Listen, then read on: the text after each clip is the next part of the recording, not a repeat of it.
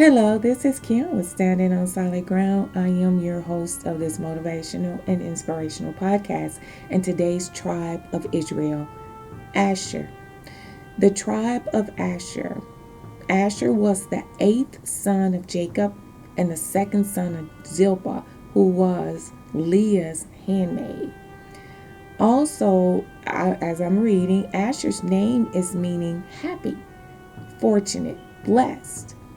Asher was known to constitute the people of Israel who were later to be identified as Jewish people, which was very interesting for me to learn.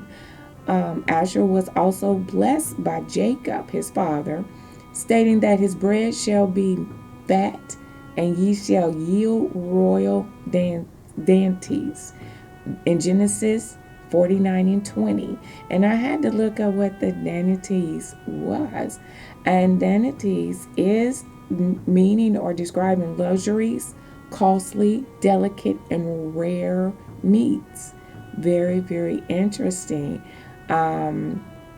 It's important for us to understand not only who they are, but the blessings are also the curses that come along in each of these children. They have their own identity.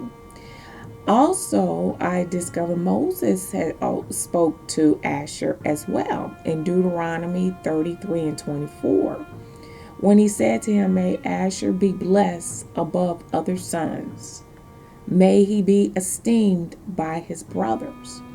May be bathed in and bathe his feet in olive oil." That is a very prestigious honor, to be above his own brothers, to be esteemed by his brothers. That is a very delicate situation because, as we've learned with Ishmael and with Jacob, that jealousy came about.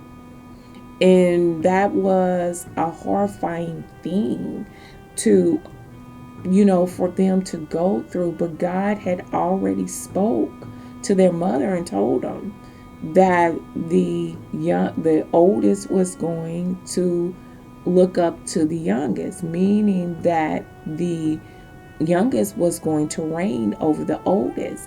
And here, this is the eighth son of Jacob.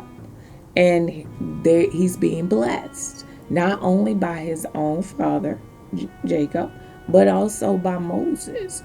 And, we know by our children who's going to exceed the greatest. Not that we want to say that they're better than the other kids. No, that is never a good thing. We'll never be able to just say that child is just much better. But God has his anointed ones in every group of children that we have. There is always that one that's going to stick out like a sore thumb. And sometimes it's in a good way, and sometimes it's in a bad way. But nevertheless, God had anointed certain children to do certain things. If we think about David, when David was wanting to build a house for the ark of God, which was the tablets of God that he had hewed out because, Moses broke the first ones. And so he told him to go hew out some more and let me write these laws back on. So these laws will be before the people of God.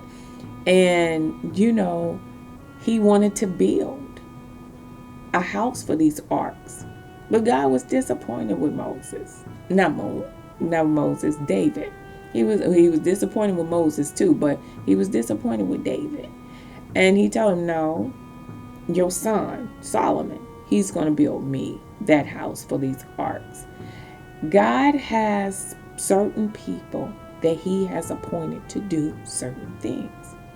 And although we may feel like when siblings look at one sibling or another, jealousy starts to create. How come he's always getting this, or how come she's always getting that?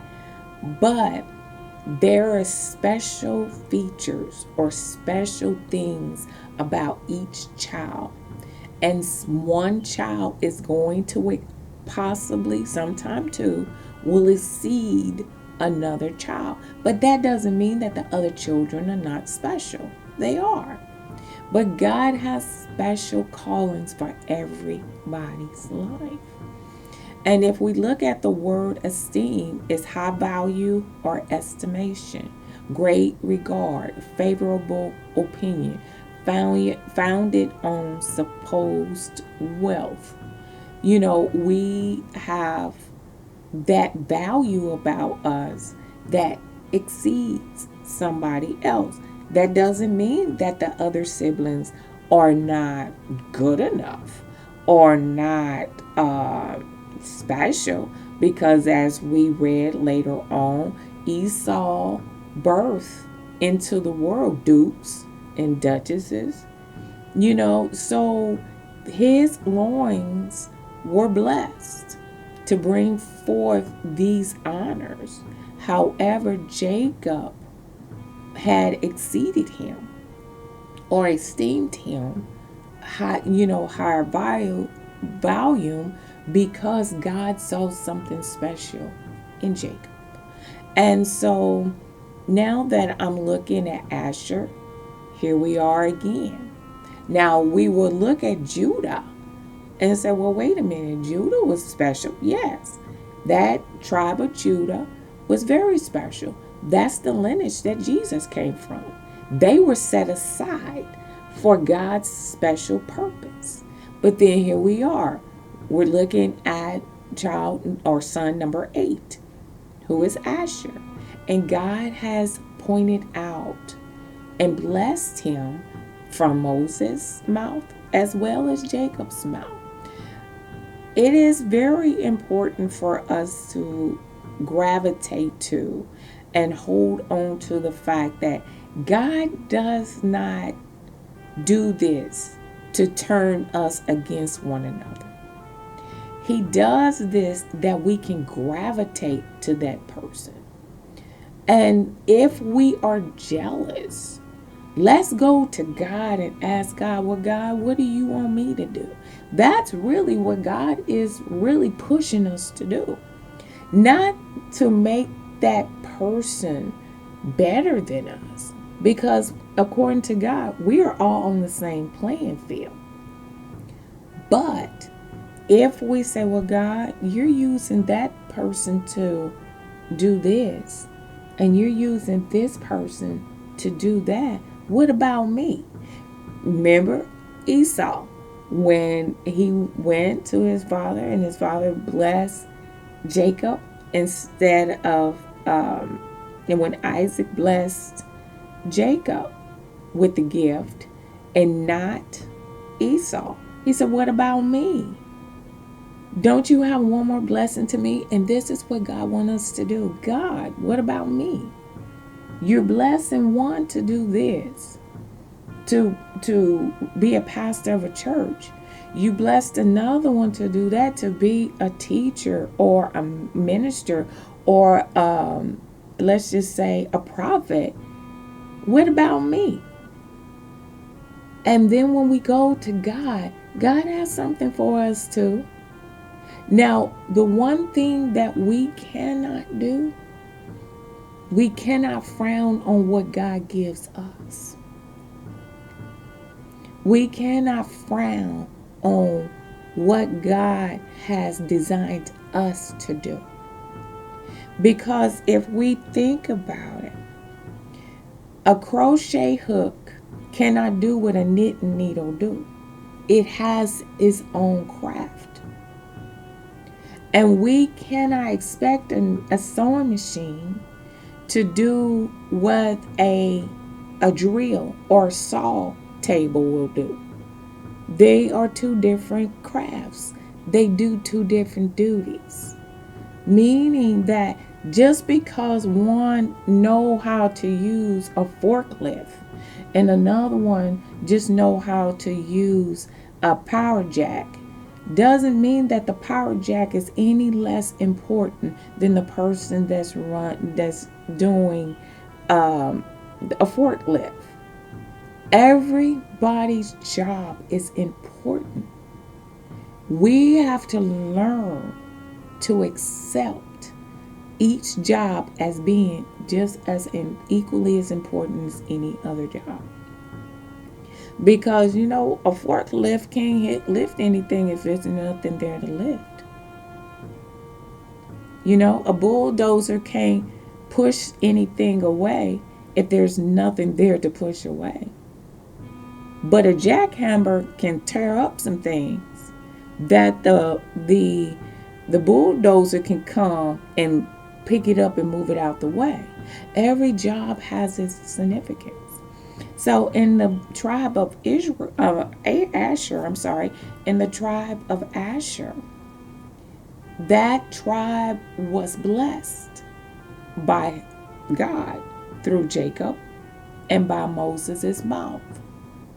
And although we can look at Reuben, we can look at Gad, we can look at Naphtali, we can look at, all the ones prior that was born before him, Judah. Although Judah had that special lineage for Jesus, Asher is no less of a person, of a tribe. His importance is just as important as Judah. They just have two different programs. And if I read, as I'm reading on, I've learned that the tribe of Asher is believed to be in the upper region of Palestine.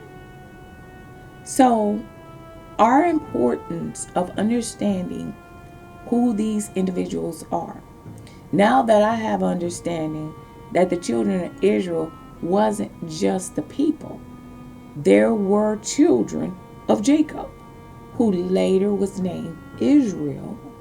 And these men have a job and a significance that they needed to do to be who they are. Okay, again, today's tribe of Israel, Asher. This is Kim with Standing on Solid Ground. You have yourself a wonderful and blessed day.